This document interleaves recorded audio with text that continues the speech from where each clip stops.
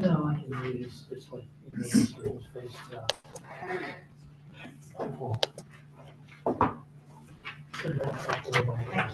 I keep it straight because I've been known to have an accident. I just mentioned my glasses.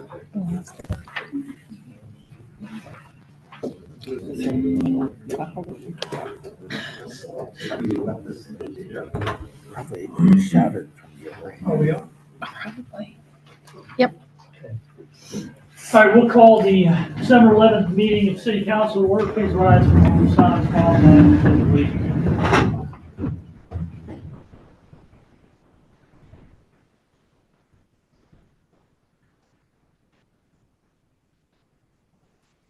I pledge allegiance to the flag of the United States of America and to the republic for which it stands, one nation, under God, indivisible, with liberty and justice for all. Roll call. Councilmember Byerly. Here. Councilmember Conklin. Here. Councilmember Missouri. Here. Councilmember Stevenson. Councilmember Brinker. Here. Councilmember Morris. Here. Mayor Long. Here. Approval of the minutes of the December 4th regular meeting. Move approval. Second. Motion on the floor and a second. Any further discussion or comments? Call for the vote. Councilmember Byerly. Yes. Councilmember Conklin. Yes. Councilmember Missouri. Yes. Councilmember Stevenson. Councilmember Brinker. Yes. Councilmember Morris. Yes. Mayor Long. Yes. Public comment period. Comments from residents and city taxpayers. Sir. I'm not Doris. Paul Shuck, who operates a boat school at the airport. He's out of town in California for 3 weeks. He asked me to read this statement that he'd like to make. And I'll give you a copy of that when I'm done. The budget summary erroneously states my company, AdSport LLC, pays the city $1,140 per year in rent, plus an additional $1,140 a year for a storage unit. These figures are erroneous. I actually pay rent for office, simulator room, 2 hangars, and 1 storage unit for a total of $670 a month, for a total of $8,040 per year. In addition, my company purchases several $1,000s a year worth of avgas. The reason I think this is significant, as I said at the last meeting, is we can only make good decisions if we have good information. And it seems like every time we delve into the small print, there's considerable discrepancy.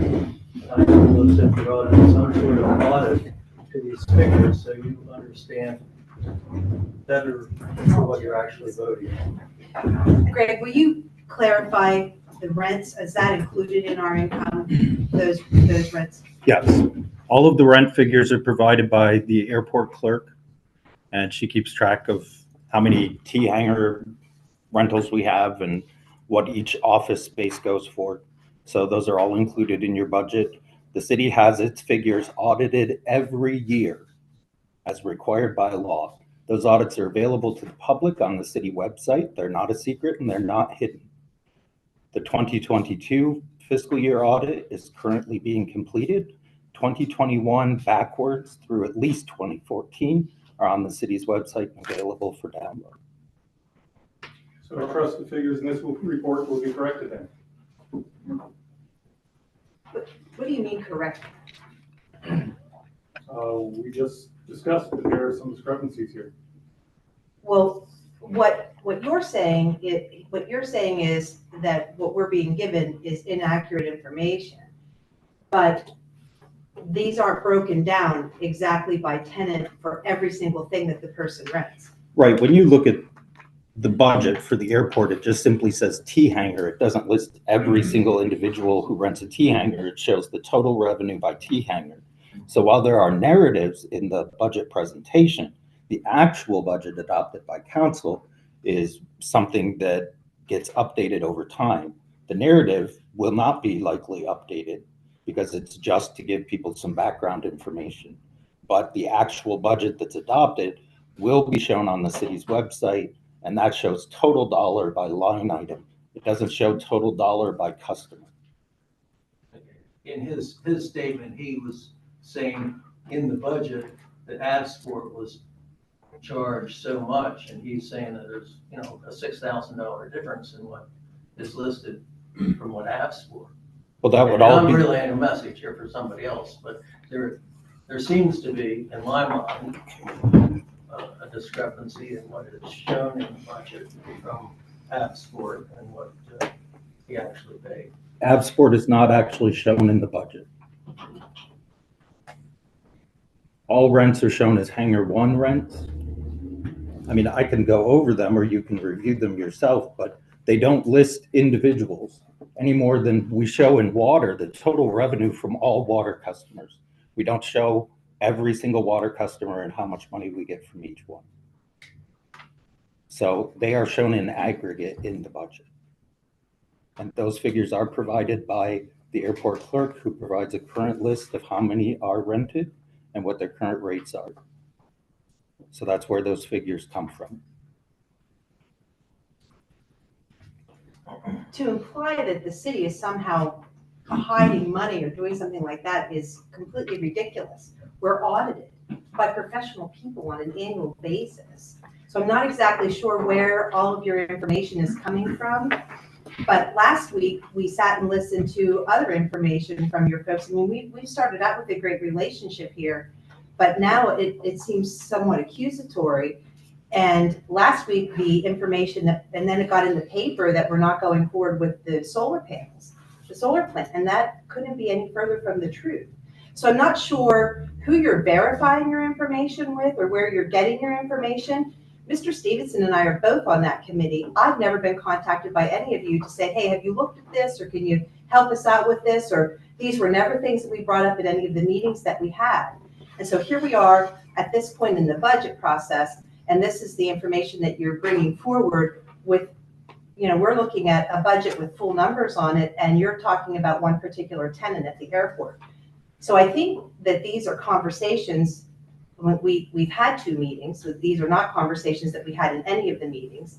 And now here we're trying to have these conversations in a situation where nobody's prepared for it. So I'm not exactly sure what your goal is here or what you're hoping to accomplish, but it doesn't seem productive to the goals that we had talked about when we were having our initial meetings. May I address you? Sure. And Mr. Director, my name is Alan Euler. I am a tenant at the airport. And I apologize, we don't mean to seem accusatory or anything. From our part, we have frustrations as well, and we want to work with you. We want to move forward, and we want to move in a positive direction. And please understand where we're coming from. Many of us have been tenants of the airport for many years, and we're constantly reading things in the newspaper that we're just those rich people down there at the airports that are taking advantage of the taxpayers of the city. That couldn't be further from the truth. We don't want to take advantage. We pay our money. We work toward the airport. We do anything we can. I am a taxpayer in the city. I own commercial properties. And I do recognize that the airport is a valuable asset to the county. And when it does not make money, I agree. Why should the city be paying the freight tax? So I don't disagree with you. And we are eager to work with you. As you recall, we had a meeting set up for earlier in December that was canceled. But again, we want to work forward, move forward. But most important, we want to. I just want to stop you for a second, because canceled, we still want to move forward with that meeting. We want to do it in January when the new commissioners are. Okay.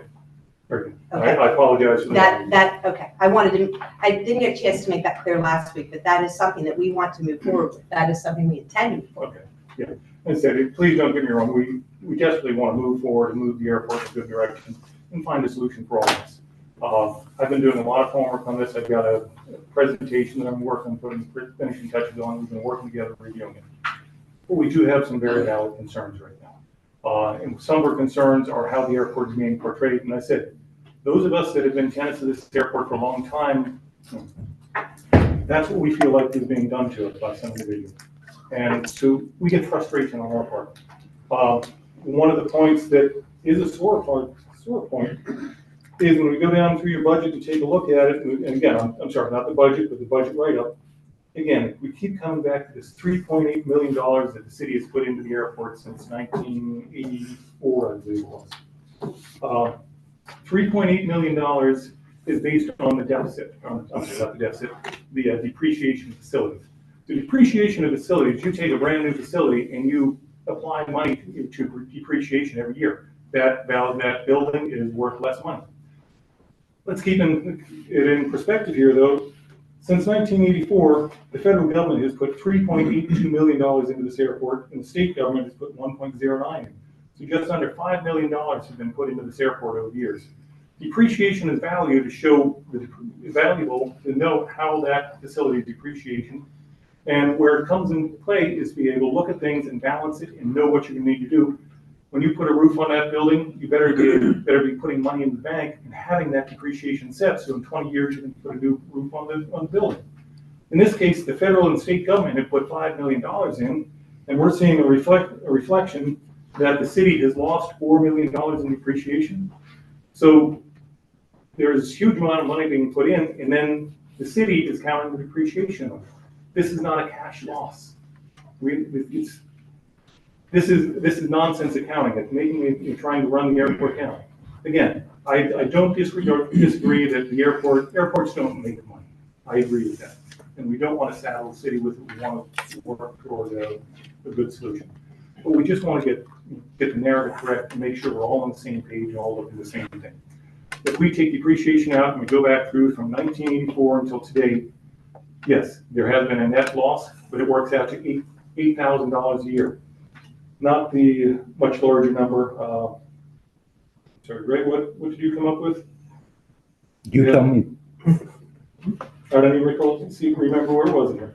But again, you were coming up with just under $4 million. It's a fraction of that. You had roughly $300,000 a year is what you came up with, including depreciation. We take that depreciation out, it's $8,000 a year. So we're within the range of being able to work with things. But again, keeping the airport viable and keeping it preserved so we can move forward in a new direction. One of our biggest concerns tonight is the fuel sales. Fuel sales are necessary. How would it work out for you if we told you all the gas stations in Clinton County are being closed, you have to drive to Center County or Lycoming County to get your gas? It creates a problem. It's not just an inconvenience for tenants, but it's going to drive tenants away. You drive tenants away, you drive your income down, you make the situation even worse. When we look at fuel sales, it's been suggested that you don't have the money to buy fuel because you have to put more money in the budget. Let's look at retail spending. Retail spending, you start the year with some money. You buy inventory, you sell inventory. So my question is, why do we have to transfer more budget or more money into the budget to buy fuel? We've got income coming in, we buy fuel with it, we have income coming out. It's straight across the board. So Because we are dealing in a cash world, and the cash account balance of the airport is negative, right? So you can't cut a check at the beginning of the year for anything. So you're telling me that across the board, you have kept the airport finances completely separate from city finances? I'm not sure what that question means. Do you have a separate checking account for the airport? It's a fund.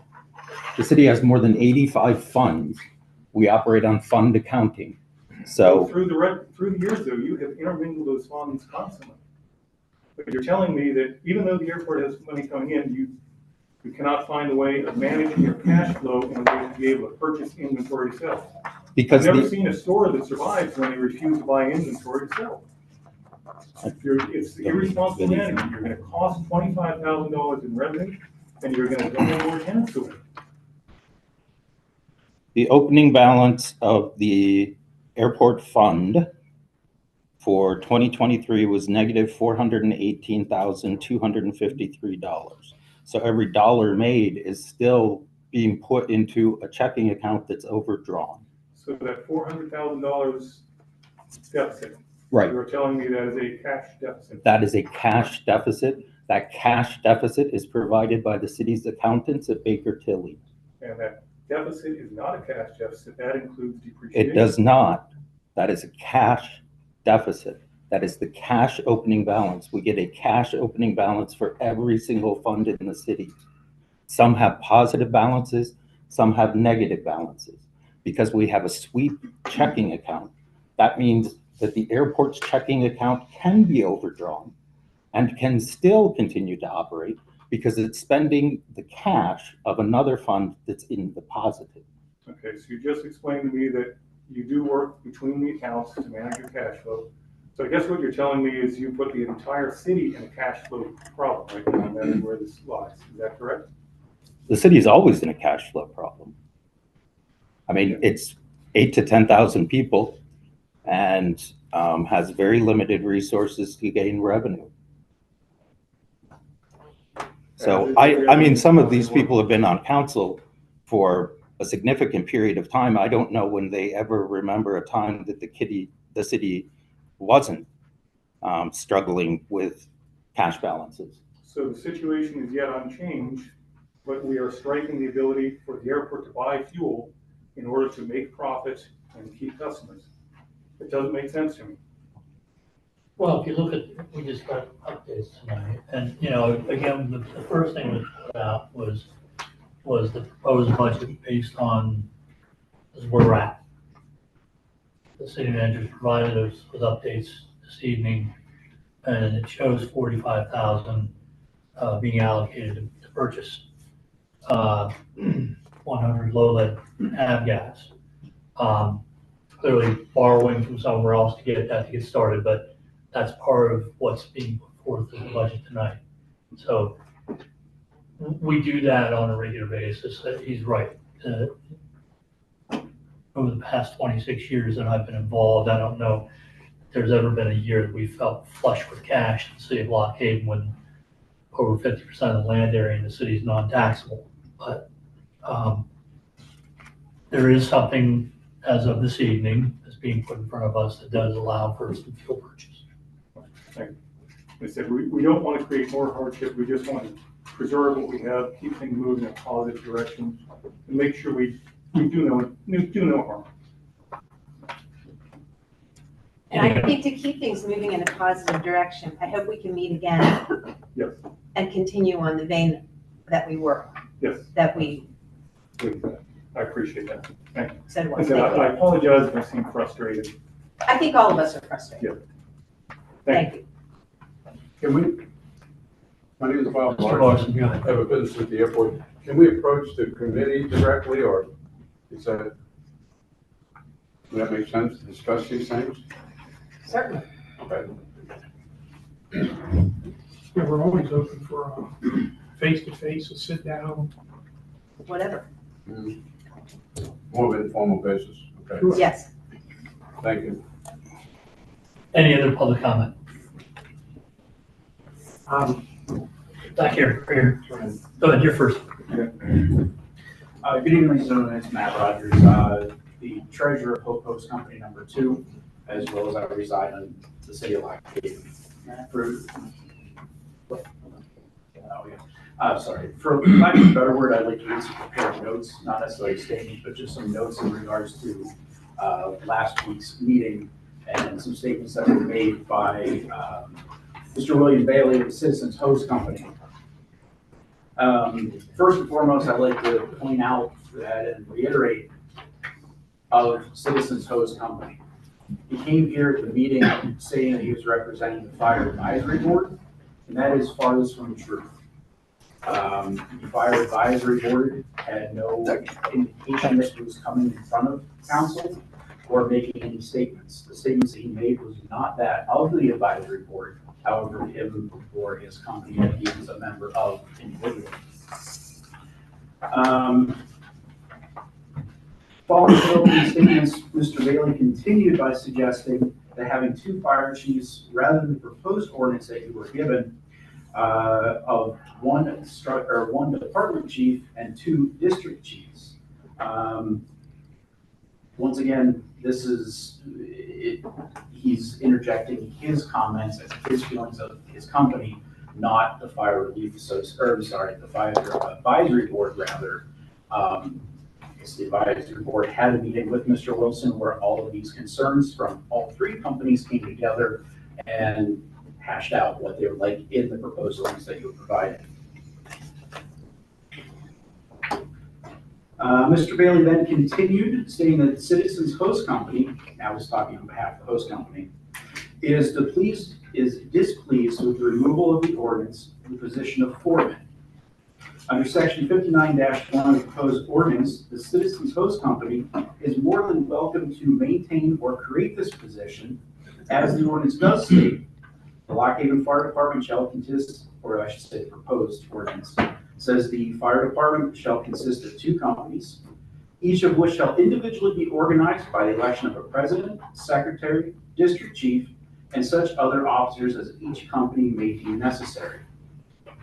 They may operate this way internally, as it states that they are able to do such. So that is not something that is being hampered by the ordinance or the formation or anything that was decided in the advisory board. He additionally made a position statement stating that the company in which the city department chief is a member of will have a 3-2 advantage when voting on issues within the fire advisory board. Please let me clarify that each company under the proposed ordinance will have 2 members to vote for their respective company's interest. The 5th member of the board, which is the departmental chief, has the role to be acting in the best interest of the city of Lock Haven as he represents the city. Additionally, members of the fire advisory board are not to be voting with personal opinions on matters. However, they should be reflecting that of the companies that they individually represent. Continuing on with further comments, he stated, quote, "Since the advisory board is the liaison between the fire department and the city, we felt that city employees such as paid drivers, other than the fire chief, should not be part of the advisory board. This matter or subject has yet to be brought to the attention of the fire advisory board in or in a meeting where it can be discussed or voted upon by the fire advisory board and presented to city council or its representatives."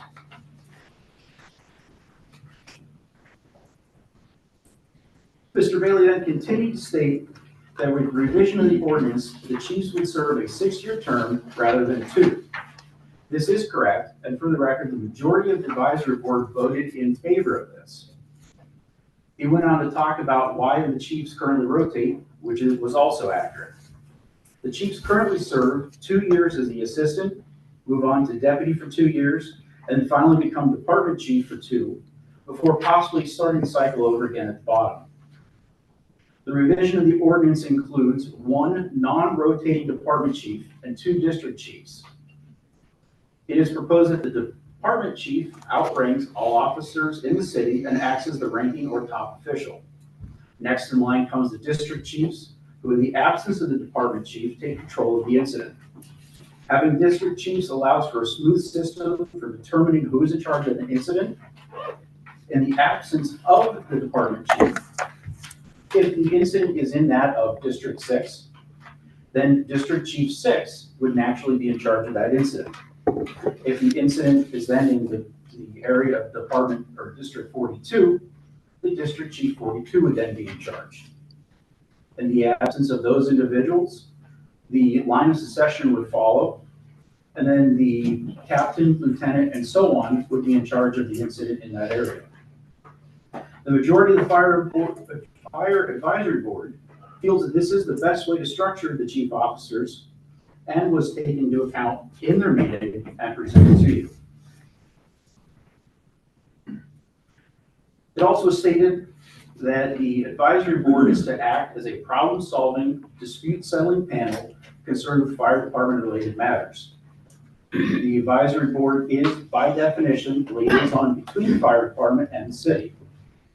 Therefore, as Mr. Wilson instructed at the meeting between the advisory board and himself on November 29th, individuals have no business coming to council and making statements as outlined above. The purpose of the meeting on the 29th and then the meeting at the station was, in fact, to hash out any potential pitfalls or areas of concern that were in the outlined ordinance. The advisory board had a quorum that morning, therefore all votes stand as made based on the majority. Not liking the outcome does not give an individual the authority to circumvent the entire board and the processes which are in place. Lastly, Mr. Bailey referred to the proposed ordinance saying that the department chief should not have the ability to regulate what can and cannot be done with Citizens Host Company owned equipment or vehicles. What Mr. Bailey failed to state publicly is this topic was discussed at the meeting on November 29th, and the department chief only has the purview to regulate city-owned apparatus and equipment. I do thank you for the time, and if you should have any questions that I can answer on behalf of Hope Post Company number 2, I would be more than happy to do such.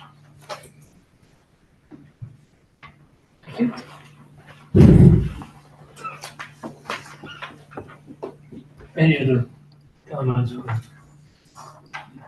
Yes, sir, the back. Hello, my name is Brian Kindergan. My wife and I own the 3 parcels that will be being discussed later on tonight, I suppose, regarding the condemnation on the agenda. I'd just like to say that we are currently in discussion with the city of Lock Haven regarding the temporary easement for your emergency water project onto our land.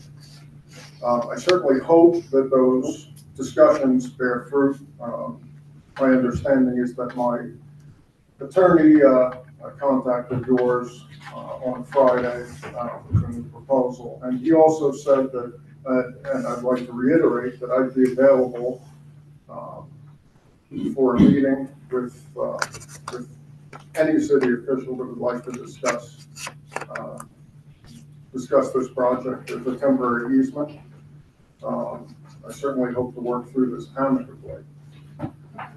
I will say, though, that I will not be intimidated off of my land, and I will not be intimidated into signing an easement that basically gives the city the right to do whatever they want without any repercussions or accountability.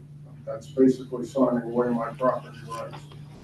And if the city chooses to go forward with condemnation, I'm certainly prepared to fight them with every available legal means. I certainly hope it doesn't come to that. That'll cost both the city and myself a lot of time and money, and it will serve no one's purposes. So with that in mind, I certainly hope that we can come to an amicable conclusion. Thank you. Any other comments from residents? Yes, sir. Mayor Long, City Manager Wilson, and members of Congress, Council. My name is Michael Rickard. I'm the president of the Hand in Hand Host Company. Thank you for the opportunity to speak about the proposed amendments to Chapter 59 of the Lock Haven City Code as it pertains to the fire department. Following last week's council session, our representatives to the Fire Advisory Board did as you suggested to Mr. Bailey, that he return to his company and review Chapter 59 and bring forth their recommendations regarding any changes or amendments to the advisory board. Our company, the Handies, did just that at our regular monthly meeting December 6th. We reviewed Chapter 59 of the City Code in its entirety, paying special attention to the 8 or so items that Mr. Bailey brought to your attention. We were in agreement with all the recommended amendments that were previously voted on by the Fire Advisory Board and directed our 2 representatives to the board to once again vote in the affirmative for all changes. As Councilman Brinker stated last week, we've always taken the advisory board's recommendations. Councilman Conklin was quoted as saying, "This comes to us approved by the advisory board and we want to pick it apart." Councilman Mazzordi puts this all in perspective when she says, they are the professionals. This is their ordinance. They're the people that know about firefighting. The Fire Advisory Committee are the people who do this, and they are the people who reviewed this and voted to approve it. We're picking it apart. They brought something to us, and yes, we approved it. However, now we want to talk about it. The place to talk about that is at the Fire Advisory Board. And finally, in the 61-year history of the Fire Advisory Board, I believe that each and every decision that the board has advanced to the City Council for consideration, included the safety of the firemen, the safety of the apparatus, the safety of the citizens, and protection of the city were of utmost importance. In conclusion, I would like council to approve Chapter 59 as originally recommended by the Fire Advisory Board. Thank you. Thank you. Does anyone else have anything to bring before council? In the back. Last meeting, I came in and discussed my concerns about all the feral cats in my neighborhood. You mentioned that I should come to this meeting because there would be people here from SPCA. Or did they come this evening? They sent a letter, but I don't see Ms. Williamson or Mr. Love here, who are board members of that organization, who one or the other normally attend. Yeah, they usually come. That's why I assumed they would be here. Yes, Mayor, I have a comment, sir. Bob Neff from 909 West 3rd Street. The lady speaking in the back also does not realize that the 900 block of West 3rd Street has the same problem as the area or part of the city that she lives in. There isn't a time that you can look out my front window or my side window and not see a black and white cat.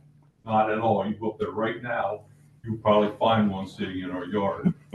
My wife complains constantly, as I'm sorry, I don't remember the lady's name in the back, but she commented about the feces and smell and whatnot in the yard. My wife takes care of our yard and our property and complains to me constantly of the same issues going on. So it's not just her portion of the city of Lock Haven, it's also, and I would assume more portions of Lock Haven as well, but definitely the 900 block of West 3rd Street has the same exact problem as South Fairview Street, where this kind lady lives. Thank you. Thank you. And I do recognize that. That's why I brought it to the city council, because it's not an individual problem. It's a problem within the city. And it's a problem that we as individuals just can't handle it. You know, when I've got 10 cats sitting outside my house and they're on my porch and they're destroying my, personal belongings and whatever, that's why I brought the problem here, thinking that maybe with your input with the SPCA, it might get them to come and start, trapping some of those animals and doing something about it, because the poor animals are just suffering miserably. Understood. That's why we asked you to come tonight, because we wanted you to be able to tell your story in front of them here. Is this something we could ask them for a meeting with them? Yeah, I can. Considering we donated a chunk of money in their direction. I can ask if they would be available to attend a meeting in January, if they're not available next Monday. Can we agree? Well, I agree, and I also think that it's something that we as a community, I think that you recognize you're not the only person. I know that. And that a lot of I people, drive around town and a lot of people are working like yourself on how to deal with some of these issues. A lot of people do trap the animals themselves. My daughter does, traps the animals, takes them and has them spayed and releases them, because that's really the most humane way to deal. That's the goal. I trapped them and took the cat, and they refused to even accept the cat. I had to stand there and fight with the individual to say, and they kept saying, well, you need to take it and release it. And I said, release it where? Well, wherever you found it. I said, I didn't find the cat. The cat found me. It was looking for shelter. It had been a rainy day. It was looking for shelter. It was looking for comfort or something. And she said, well, you'll have to release it. I said, grab your coat, because I'm releasing it in your parking lot. I'm not taking it back to my street and my home. It's a terrible situation. It's a very terrible With situation. the difficulty, And it's not with about no a easy, cat. with no easy You know, I used solution. to have cats of my own, but There's no easy solution. It's something as a community we're gonna just have to work on together. Councilmember, you want to say something? Well, the SPCA isn't gonna come out and capture it for us. they won't do anything. Yeah, well, they're not gonna come out to my house and capture a cat. Yeah. But if I can take it to them and we can try to make an agreement with that, I don't see our police force going out and capture cats either. You know, so, I mean, we're limited in what we can do.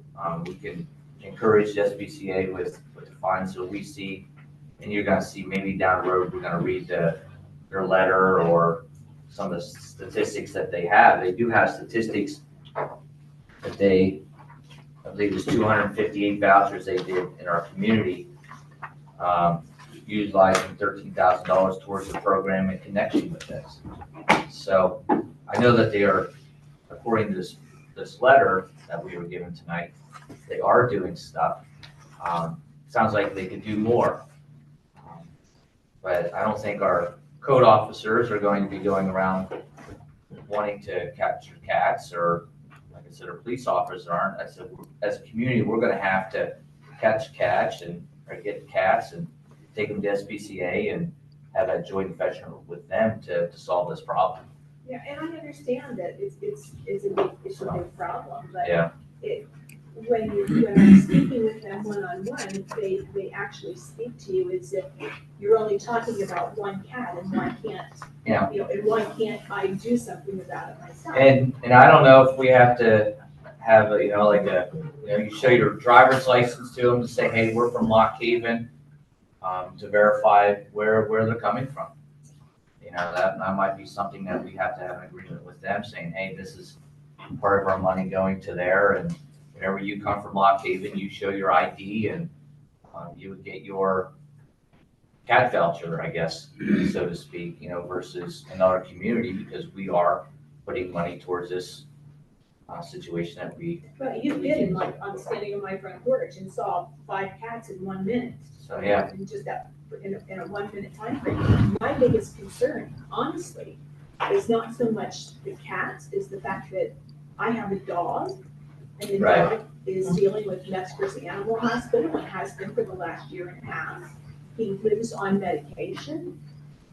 Dogs sniff, that's how they, pick up scent, and they also pick up disease. My dog, I can't afford to have my dog picking up some other disease from a cat who's defecated on a pile right in the middle of the grass. And there's no way to keep it out of the backyard because it's all fenced in, but cats climb, cats can get through it, so. It's just a big problem, and I was just hoping that, perhaps with some encouragement from city council and letting them know that it's not just me or the gentleman here on the corner from West Third Street or Councilwoman Missouri, she's also aware of what the situation, because it's not just, 3 or 4 people, it's the whole community of Lock Haven. Well, we'll see if they can make it next week, or if not, then in January, try to get together with them and talk about the issue and see if there's any other approach can be taken that could help the situation. Thank you very much. I Thank appreciate you. your help.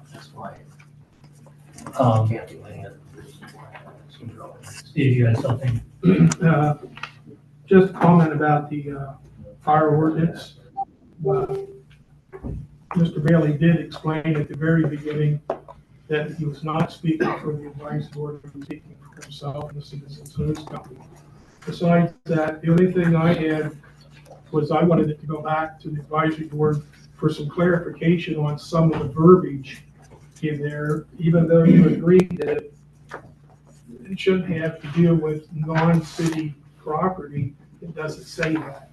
So I'm just encouraging you to at least have one more meeting to clean up the verbiage and straighten it out before it comes back to us. I will vote in favor of whatever comes back to us, whatever we vote for, because I want to see the Hopes and the Handies merge. Good idea, great idea. But the rest of it is hanging it up a little bit. And if you could just clean it up some, maybe not change the concepts. If the advisory board, that's the way they voted, and that's the way it is. But there's no reason not to talk about it one more time. And I don't have my paperwork with me, or I could point out, there's a few places that I'd like to see the ordinance just edited a little bit so it reads correctly and there's not misinterpretation down the line. We only get a chance to do this one time here without having to come back and visit it all the time, since it's going to be an ordinance. So we want to make sure we do it. Steve, can you send me what you would like to see in that ordinance? Yeah. What not? Well, you know me in bylaws. You've dealt with me before on bylaws, on different organizations, Yeah. other things, and I'm just a stickler to make it right. I just want it correct. Could you let me know what they Yes, are? I will try to do that. And we've also been waiting for Mr. Bailey to get a hold of us to have a meeting, and we haven't heard anything yet. What's the date? They already had their company meeting, right? Second Wednesday. What's this? Third Monday.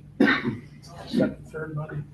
Yeah, well, hopefully they have something. If not, I guess but if there's something that can be edited to make it read better and that it's correct, and I would appreciate that and support it. Just for clarification, your first statement is incorrect. Mr. Billy did state he was here in Yes. regards to the fire advisory board. I watched the video of last week's meeting 3 times, and everything in this letter as quotes is exact quotes Yeah, I can remember of him what the saying, person stated. yeah, I can remember him saying that he's not representing the advisory board, but he is the president of the advisory board. That's not what he said. That's what I remember him saying. That's incorrect.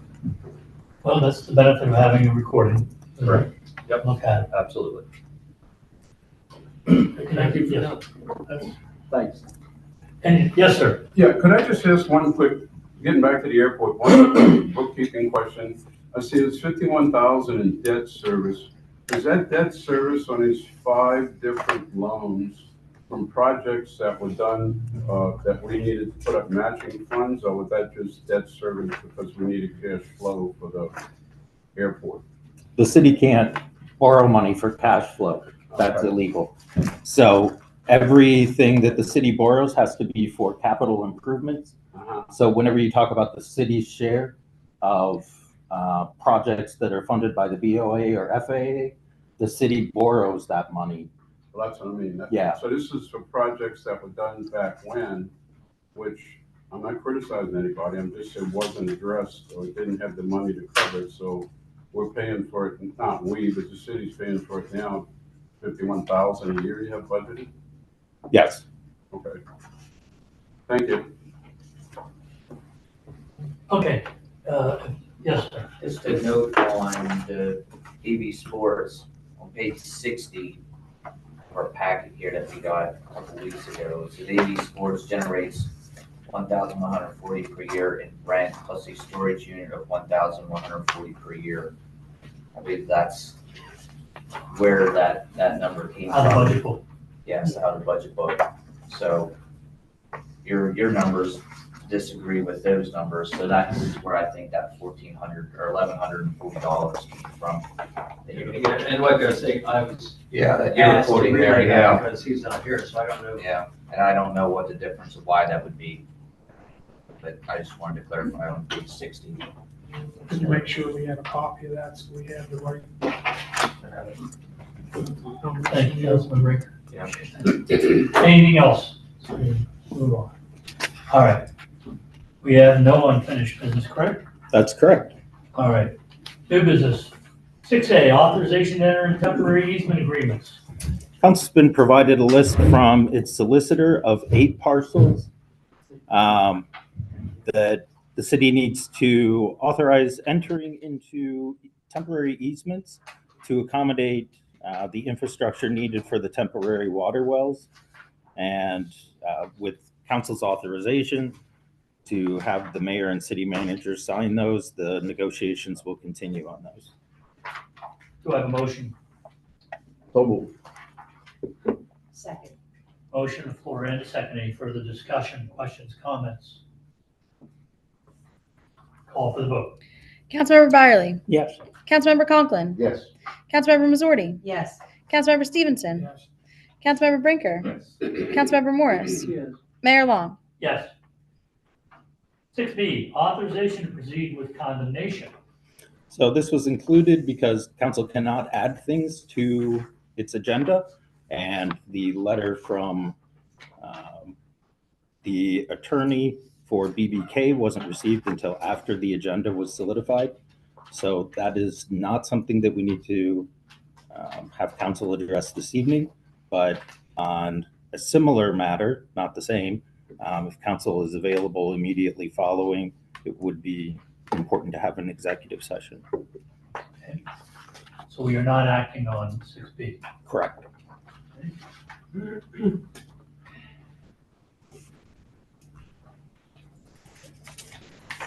Any other new business? I had none, Your Honor. Okay, public hearing on the 2024 proposed budget. Purpose of the hearing is to afford the public an opportunity to comment and make observations on the recommended budget as reflected in ordinances number 2023-12 and 2023-13. This evening. This is with the Ross Library is first for this. Yes, and in the updated packet that council received, if you turn to page 24, General Fund 24, you will see the Ross Library now has a department. These are the donations that you make to the Ross Library. This will make it easier when we fill out the annual, I'm going to call it the green form for the library, which we've been working on to try to make sure is as easy to complete every year as possible. So you can see on there some of the insurances that the city provides for the property, liability, and auto. Also some of the utilities that the city covers. And then the Ross Library grant in the past year was $35,000. And so this evening, Josh, the president of the board, and Tammy, who is the executive director and librarian, are here this evening. And Tammy provided you a letter that is in your packet. Hi, thank you. Hi. I want to thank the city for everything it does for the library. It takes care of the garbage, it takes care of the sewage, it takes care of our van, which is a huge help to us. And also provides our gas at a discount to us. And that is so helpful to us. I can't tell you how much it means to us. And for all of your past financial support, which has really helped the library and really helped the citizens of Clinton County and of the city. Just a few of the stories of people we've helped this year. We had one fellow come in who was in need of a wheelchair. I'm sorry, the story kind of catches me. He was in desperate need of a mobility device that he couldn't get because he didn't have the computer skills and he didn't have access to a computer. And the library was able to help him with not only providing the computer, but also providing the support staff that he needed to help him navigate the computer and get the no mobility device he needed from the Walmart website, which apparently also sells coffins. They sell everything on Walmart.com, who'd guess. And he got what he needed, and he was able to have a mobility device to get around the city and, participate in society fully. We also had an incident where the YMCA kids needed somewhere to be for a little bit, and they were able to come into the library unannounced, and we were able to provide them with story time and a safe place to be for the 2 hours that they were displaced. We also had another young man who had, I don't want to call it a shyness problem. It was actually more of a social disability. And he, through interacting with Miss Holly and coming to story time consistently, he managed to break out of his shell and start interacting with Miss Holly and start interacting with the other kids, which is going to help him when he gets to school with social interaction and interacting with his teachers. So we don't just teach STEM skills, we don't just teach reading skills, we're teaching life skills too. And I want to thank you for your consideration. Thank you. Thanks for coming. President, have anything you want to say? I think Tammy did well. Thank you. I understand. I'm sorry, before we move on. Go ahead. The grant that we pay to the, or have paid to the library in the past, is that paid in a lump sum or over time? Depends on the year. Usually we try to do it in 2 installments. It's been up to 4 installments in some years, but I think in the past several years, it's been 2 installments. I think I remember they came to request this. We used to give it like later in the year, and they came and asked us, and so we split it up so we can get them some funds earlier.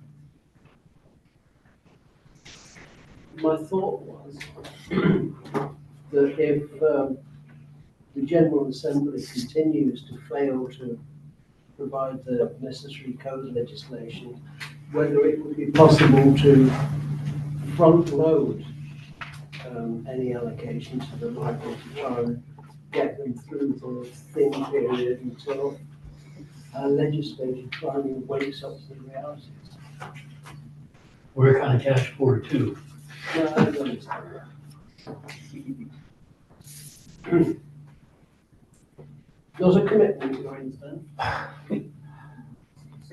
I'm not saying that we couldn't look at that, but I'm just pointing out that we don't get our revenues till tax revenues start coming in May-ish. Yeah, April, You know, May. So we're already almost halfway through the year when it starts coming in, and it doesn't mean we can't, but it makes it hard for us. So, anything else on that, Richard? Nope. Okay. I understand that Manager Wilson from downtown Lock Haven is here. That's downtown Lock Haven manager, not city manager Greg Wilson. No relation. No relation. Yes, I'm here on behalf of downtown Lock Haven to request funds. We use these funds for our regular operating costs. We often work with the city to help promote events and bring community revitalization. And there's been a lot of things we do. Every year we do the Haven Holidays and the Best of Clayton County. Every other year we do the Hometown Hero Banners program, and these things are staples in the community, and the money that goes towards our funding us really helps with all the projects that we work on, and we would love to continue working with the city to help better Lock Haven. Questions, anyone? I just officially to welcome you on board because we haven't had a chance to meet you yet. So I did, fortunately, and I thank you for that. But so welcome aboard, and we wish you the best. And well, you're exactly right. We work with you as we can, and our staff will work with you as they can. It's good when a program is anticipated by your board that the city find out about it sooner rather than later. Yes, I've already heard Just a thought I want to pass along. I've already heard that from Abby and Casey, and I'll be regularly communicating. Anything else for downtown Lock Haven? Okay. The SPCA, they didn't send anyone, obviously. They did send a letter.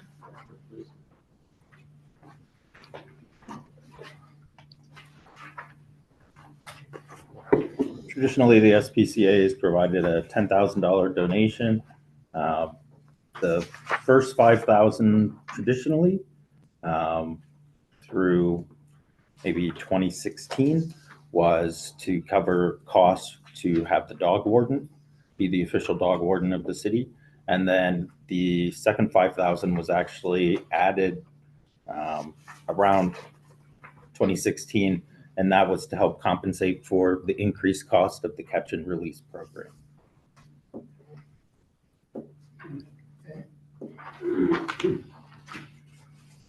Questions about that? Okay. Could we back up to downtown? I can't find it in the book. General fund, page 4. Page 4.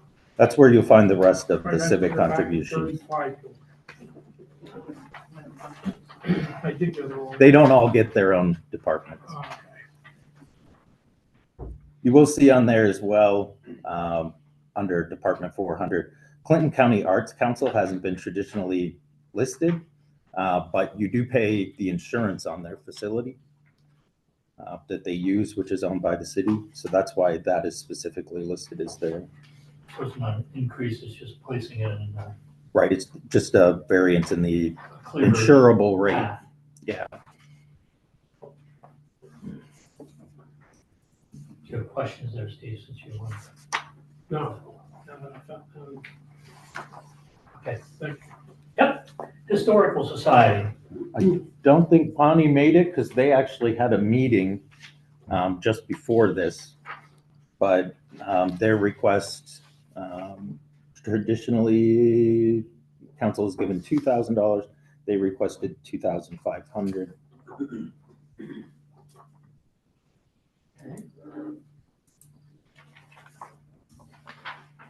And Roads to Peace. Roads to Peace is also, Leah wasn't able to be here this evening, but did provide a letter.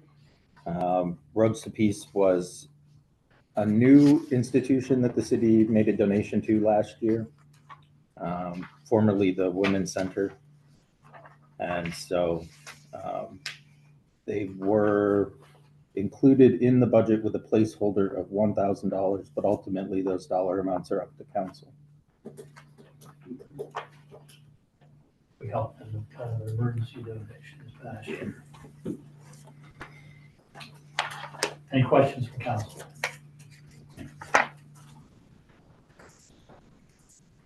Okay.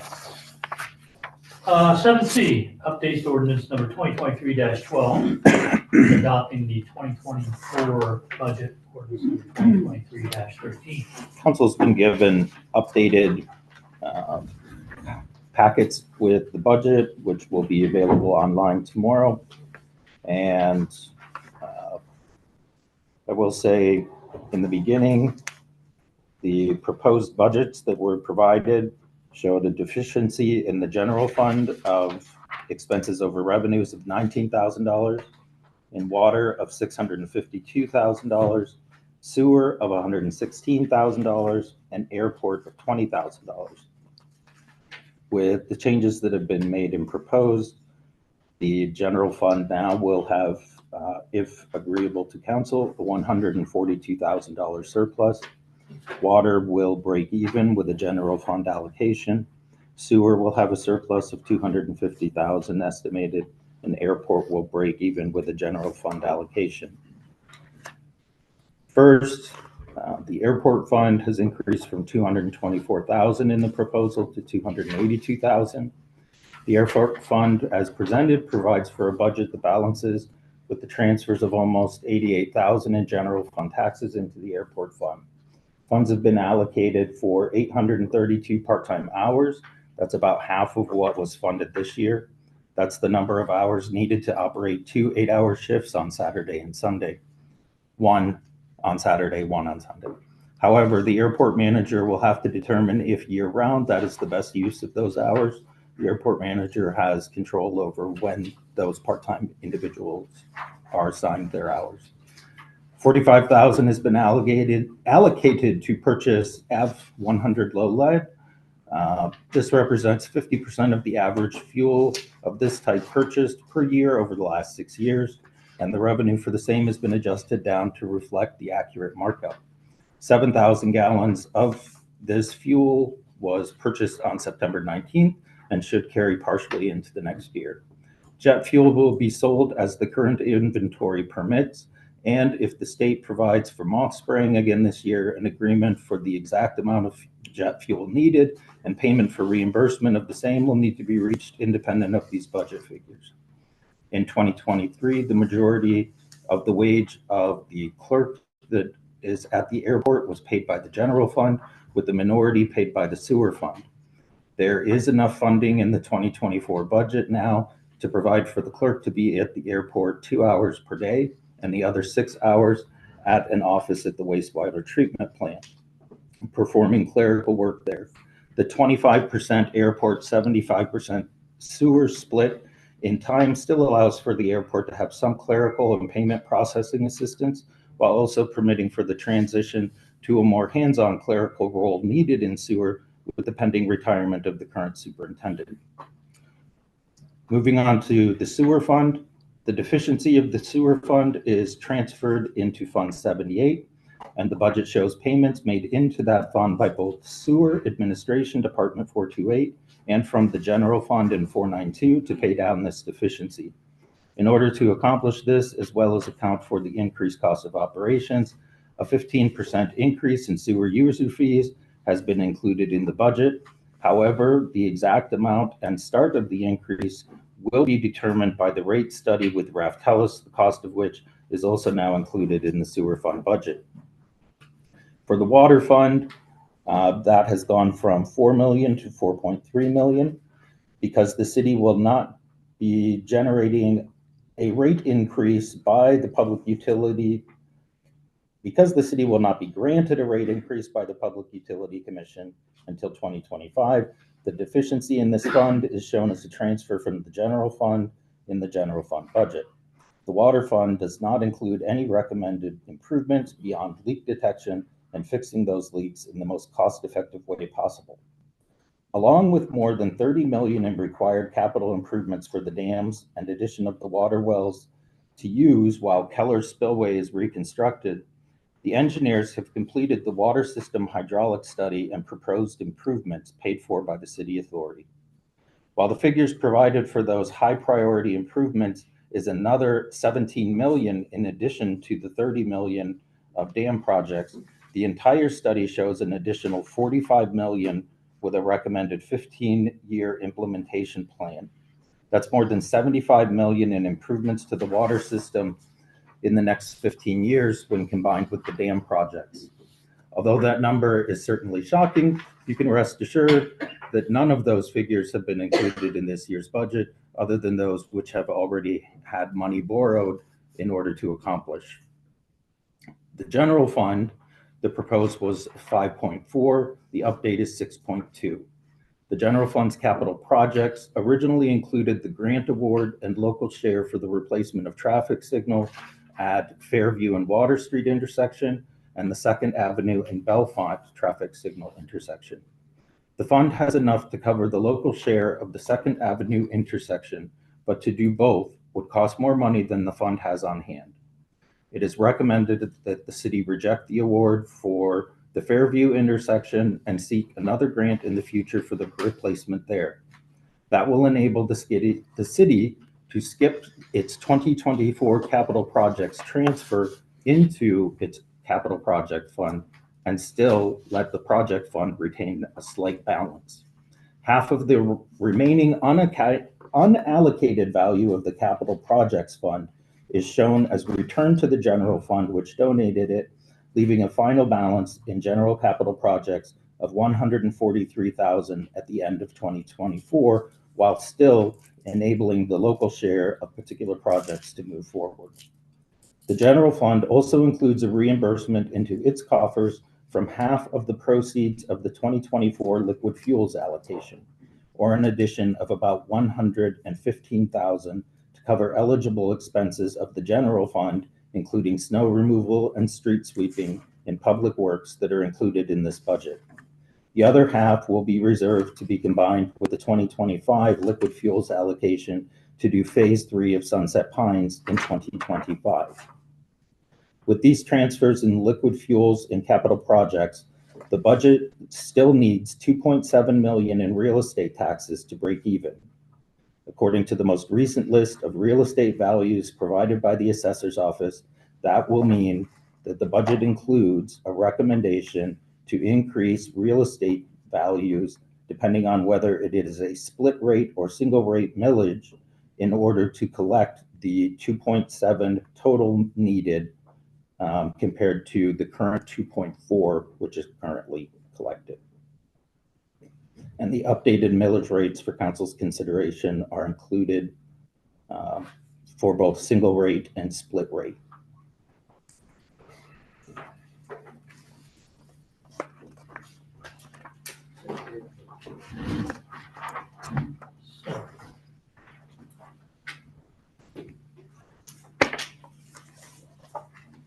Be separately, correct? Or we are doing this plan, that's next week. Tonight, Adoption. you can, the adoption's next week. by any questions that council members may have. Questions for the city manager on the proposal? I'm sorry. No, go ahead. We'll go ahead. No, you go first. On the water funds, is there anything that would prevent an increase in the tariff rate within the city? No, you would have the ability to do that. It would create a situation where about 1,000 users would pay significantly less than those within the city limit, but you could do that.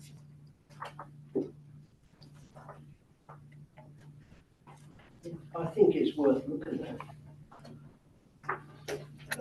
If there's a choice between increasing taxes and increasing those services for which you pay directly, I would always favour paying for those services that you pay directly, because at least you have kind of some sense that you know what you're getting for your money.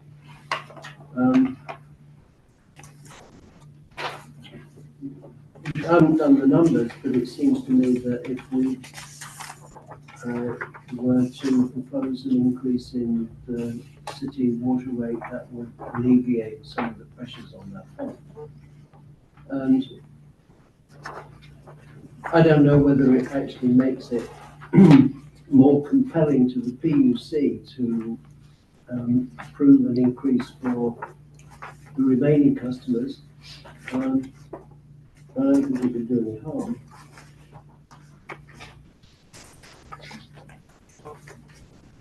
I don't think it makes much difference whether if you did an overall tax increase or you just increased the water cost to the city people, it's still an increase. So it's the same. And I see us supplementing, I shuffled my papers again, supplementing the airport, supplementing the sewer and the water fund, and with the general fund. And I don't think there's enough balance left there to do all of that without seeing some type of a rather small increase this year instead of a larger one next year. We always have said it's time to do a little bit at a time, smooth it in, so it's not such sticker shock. And with the finances the way they are in the city and with everything being financed by the general fund. Now, I know there's things that are being done and put in place to alleviate some of the deficits so we get our money sooner and some other things that are going on. And a lot of jiggling around, but I really don't think that the general fund's healthy enough to support 3 or 4 other funds at that amount of money until 2025, when the PUC finally comes around with what we may or may not get for water. It's just, we're gonna have to carry things through until then, instead of borrow more money, which we're close to our ceiling. We shouldn't do that anymore. And as we're paying down our debts, some of our loans are being paid off this year, but not enough to alleviate us to get out of financial distress. So I hope that you propose, or somebody does the math a whole lot better than I do, but what I read is originally we said no tax increase, but I don't know how we can get away without saying we're gonna need a little bit of money into the general fund to support all the other funds. No, and I've been looking at it for 2 weeks, looking at that, and seriously, almost daily, I go back to it. But I think the move to single rate is difficult right now, much as I would love to see us do it from a time standpoint. But I think that at the split rate recommendation of 1 mil on land and 1.4 mils on improvements is the recommendation that I would make to get us started here. If we can, and I'm not convinced we can. But if we can stay where every couple of years we're looking at the millage and moving at a $500,000 or something, I think we see a future where we can come to a stable point, but not until we've settled some of the water department and sewer department things that are currently on our table. Greg, how long do you anticipate it'll be before we hear from Raftellus regarding the sewer rates? If I get a hold of them this week and get a proposal, then we probably could start on it after the new year. In January, I think it took them 4 weeks to complete the water one. Sewer is obviously much less complex. To be clear, I was not proposing an increase in the water rate as a substitute for a tax increase, simply as a way of balancing between the two. And much as I would like to save a significant amount of money on my real estate taxes, let the record show that there is no way to move in one step from the split rate to a single rate, except in one circumstance, and that circumstance would be if there were to be a county-wide reassessment. There never is a county-wide reassessment. I ask them every year and they say no. So that is at least 3 years away. But I would agree with Councillor Conklin that if we can make an arrangement that incrementally closes the gap between the land rate and the improvement rate, that's probably realistically the only way you could do it, and you still won't do it in my lifetime, but at least it will be going in the right direction. But I would still advocate, we're going to be paying more money for water sooner or later. We might as well bite the bullet and do it if we have the opportunity to do so, because these enterprise funds clearly need a lot of assistance. Well, and if I understand where you're going with this, you're basically saying that we should implement, because we don't have to wait for the PUC on the city. Right. Is you're talking about, let's smooth this out more. Right. If we stretch it out further, then it doesn't have to be as much necessarily, at least for that group of ratepayers. That has some logic to it. When have you ever known a proposal of mine that didn't? Don't put me on the spot like that. We have work to do. We have more papers. Don't have that kind of time. I did have, I know we're kind of all going back to the beginning, which is kind of a bit late to be doing that, but in the water fund revenues, the beginning balance from somewhere around about the middle of this year to the end of this year moved $300,000. Went from positive 183,000 to negative 116, and that difference is about $300,000. Where did that money go? The 183 didn't exist. Oh, okay. So the 116,856 is post-audit. Water fund services. For those of us trying to keep up, Okay, so there never was 183,000. that was the adopted budget. Okay.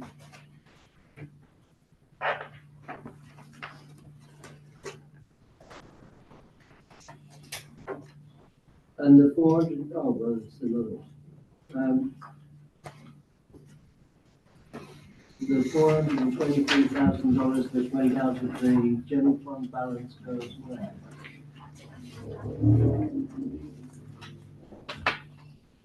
The beginning balance was 1.1, and it still is.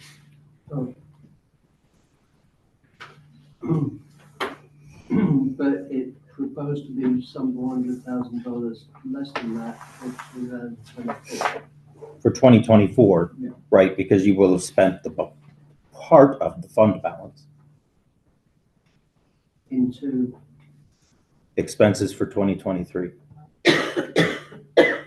So what's left over at the end of 2023, including what you started with as a fund balance, will be positive 735 is the proposal.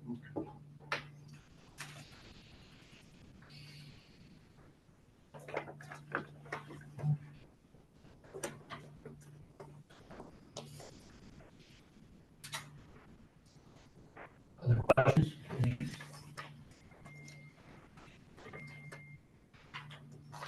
oh, when was the last time that hangar rents were raised at the airport? 2 years ago. Right now for a T hangar, we do charge $10 more than Williamsport. We have 10 tenants from Lycoming County. Oh, this is a loss leader to make sure they don't go back to Williamsport. Well, you're actually at capacity.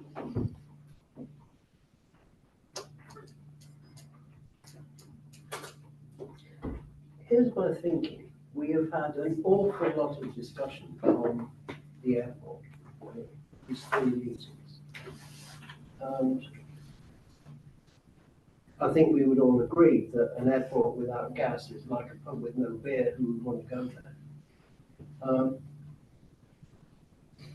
And that's probably a legitimate concern. What is not legitimate, and it keeps occurring, and I hate to be combative at this late in the day, but trying to call into question either the competence or the commitment of the city manager does not make these numbers get any better. And it's a pointless discussion.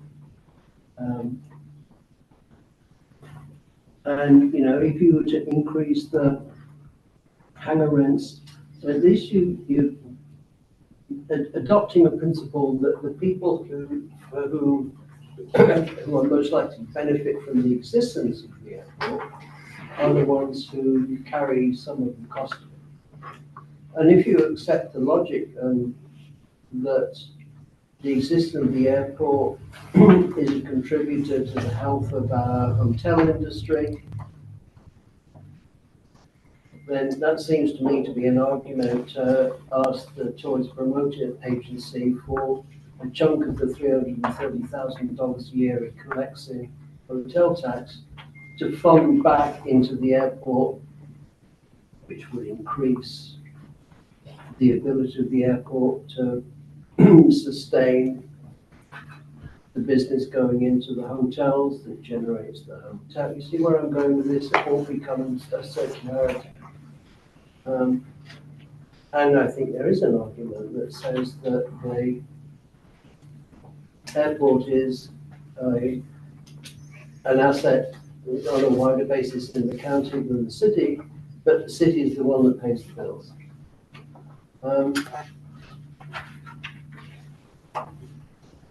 Just a couple of comments, you know, at the end of the day, if there were an airport authority, the chairman of that authority would be looking at exactly the same structural deficits that the city does, and it would be looking at it without the safety net of the general fund. So take care what you desire lest you attain. I mean, I think there are things that we can do with the airport, but criticizing the current management is not helpful.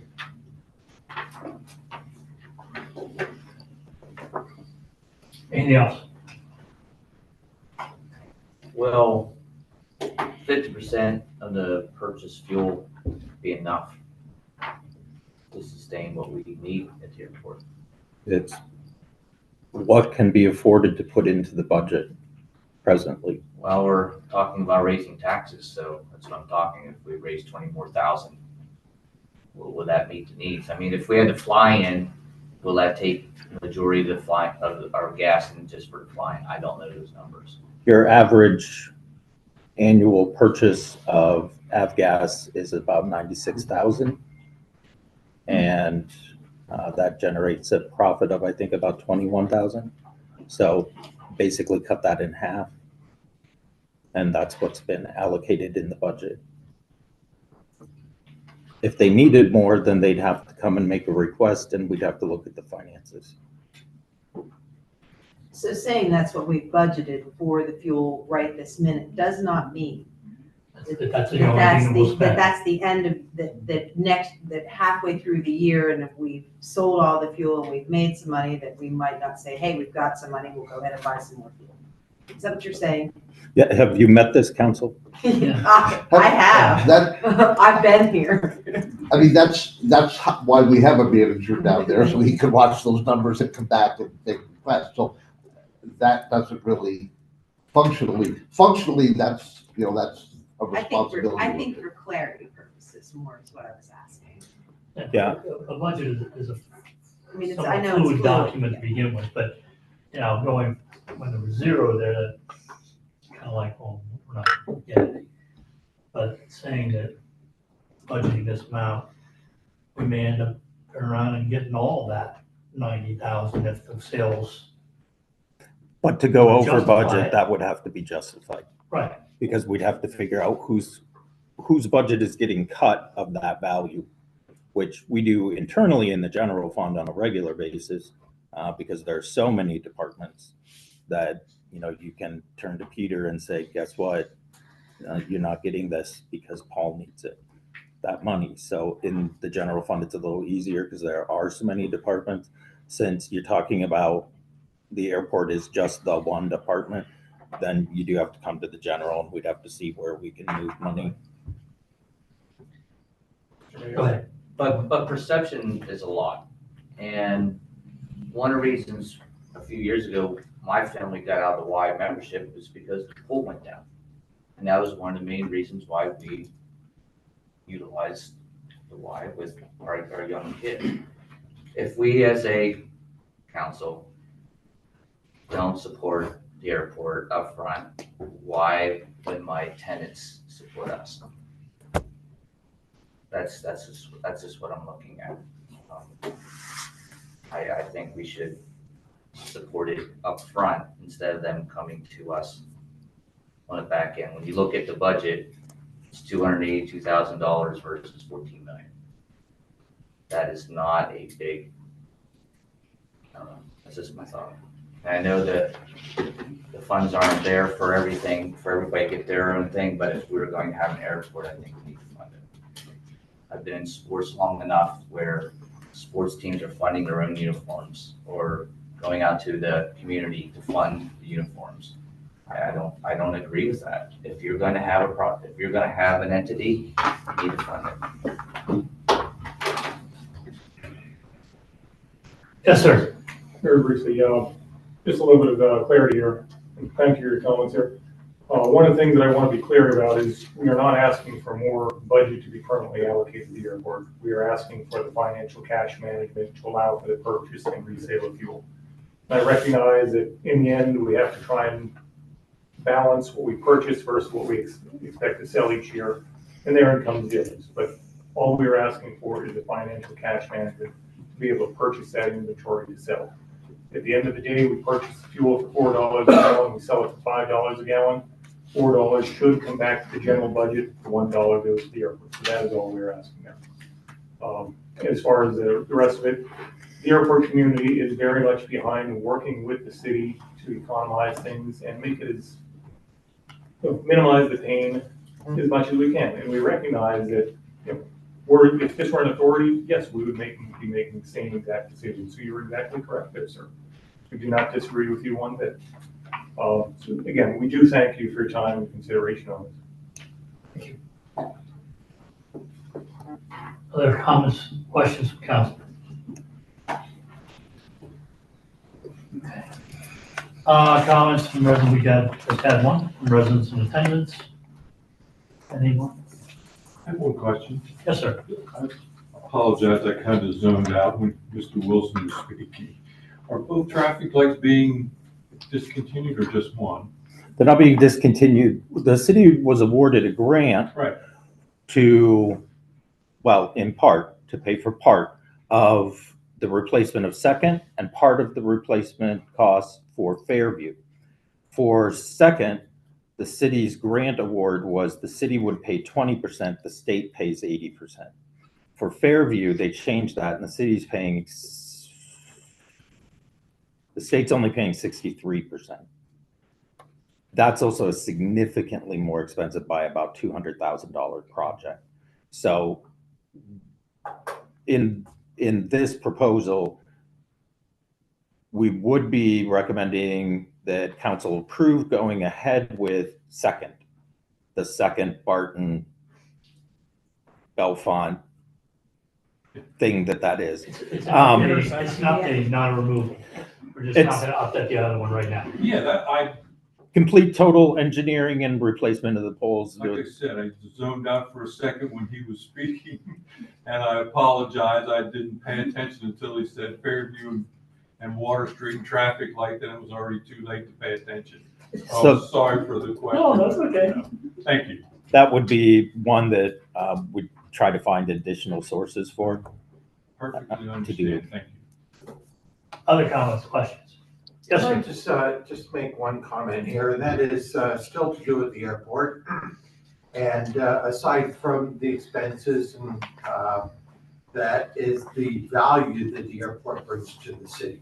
And it's not just for the pilots that are there, it's for pilots that end up traveling and will use that airport as a stopover point on their way to their destination. That becomes a vital thing. The city is also the fact that it's a Piper Memorial Airport and that Piper actually had a factory on there makes a significant impact on the city.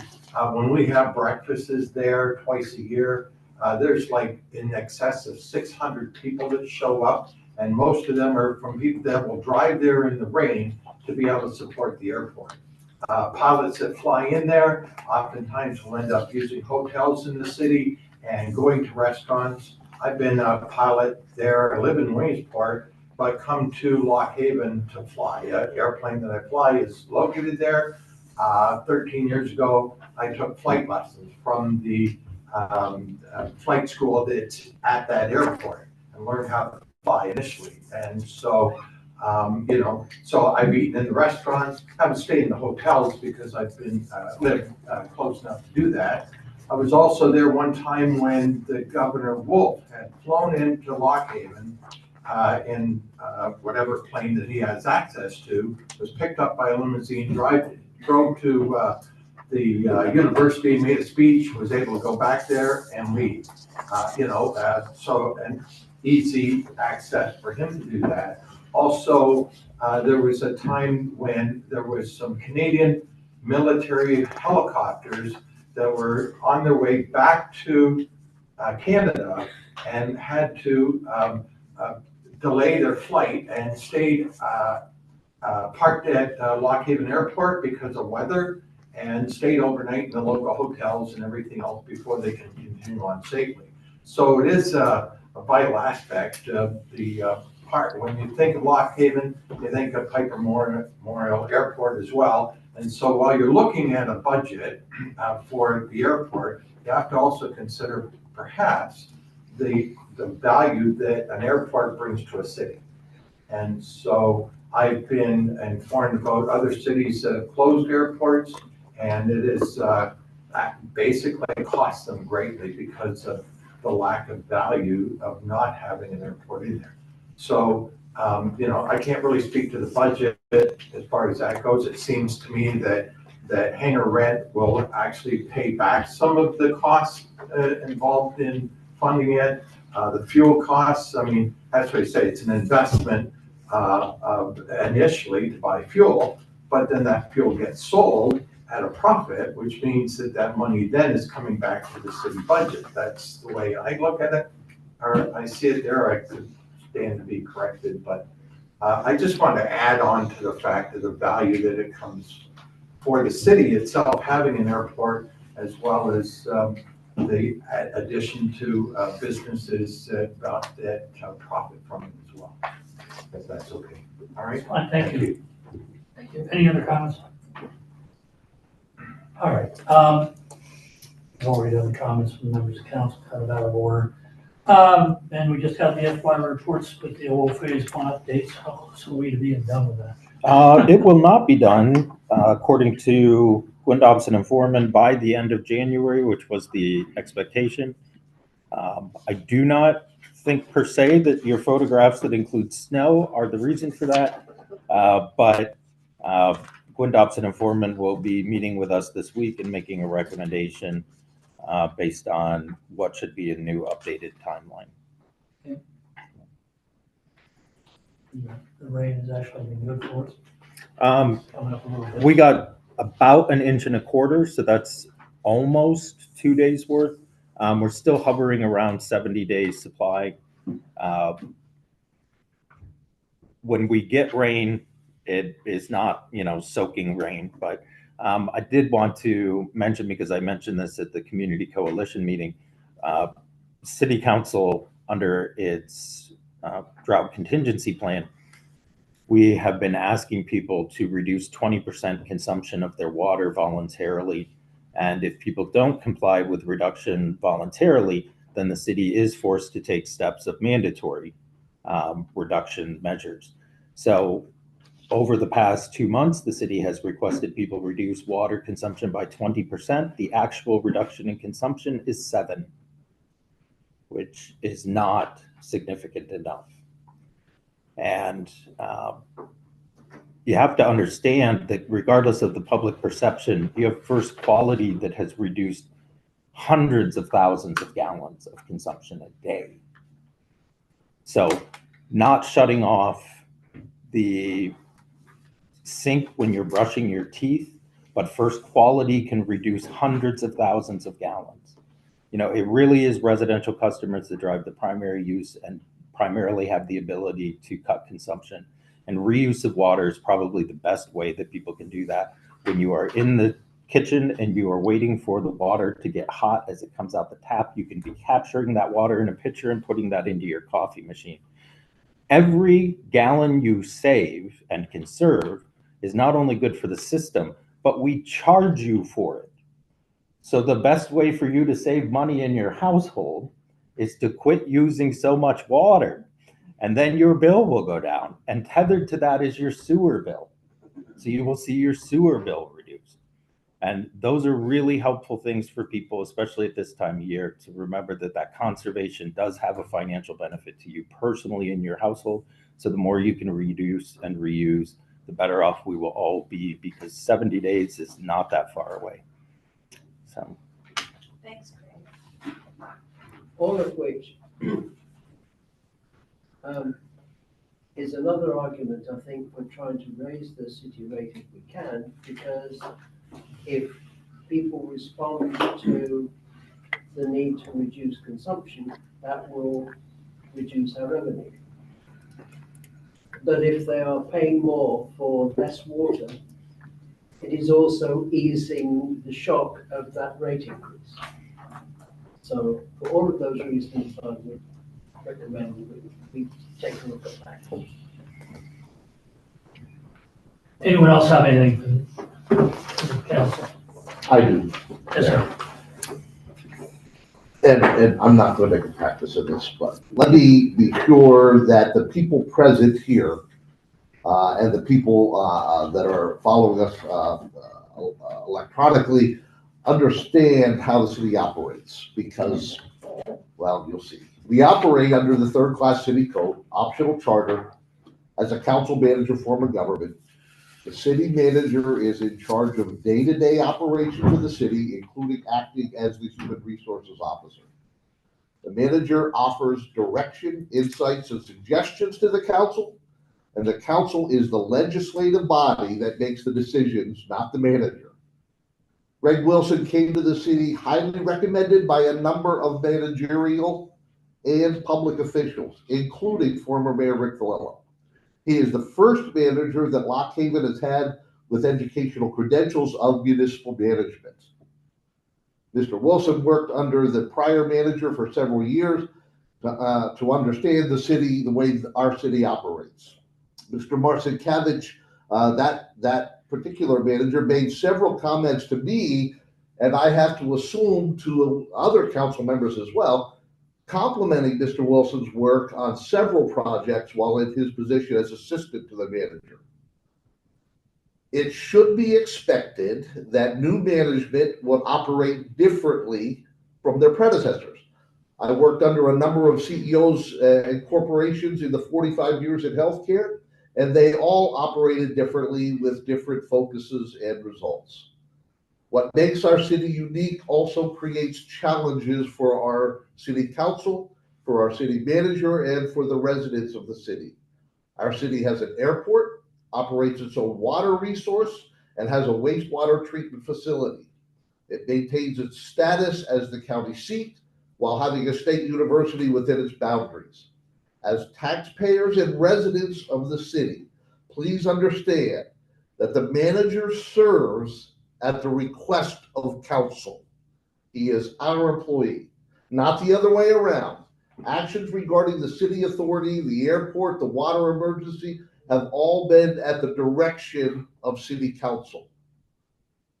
We approve the budget, not the manager. Thanks to the mayor and the council and those in attendance for giving me this time. I know you're getting tired of it, but there it is. Do I have a motion to adjourn? You do. We're adjourned. Thank you.